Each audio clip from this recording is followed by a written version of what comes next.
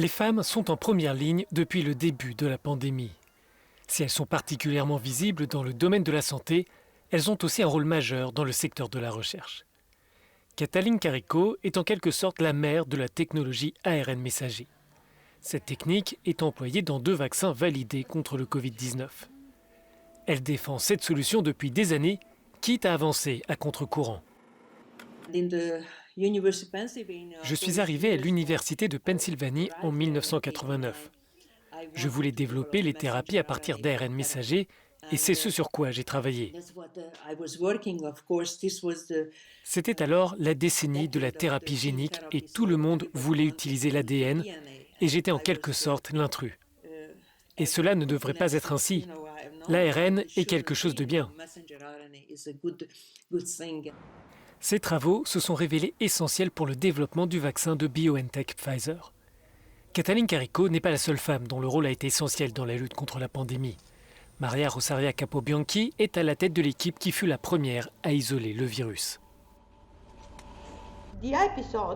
Isoler le virus du premier patient que nous avons observé en Italie était un point d'arrivée. C'était un épisode parmi d'autres. Ce n'était pas le plus difficile.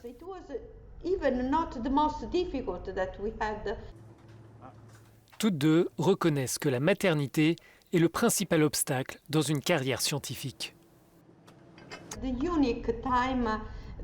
L'unique fois où j'ai souffert d'être une femme, c'est lorsque j'ai décidé d'être mère pour la première fois. C'est un moment difficile de trouver l'équilibre entre l'enseignement, la recherche et toutes les obligations liées au rôle de mère, mais j'y suis arrivé. Leur expérience est commune à de nombreuses femmes.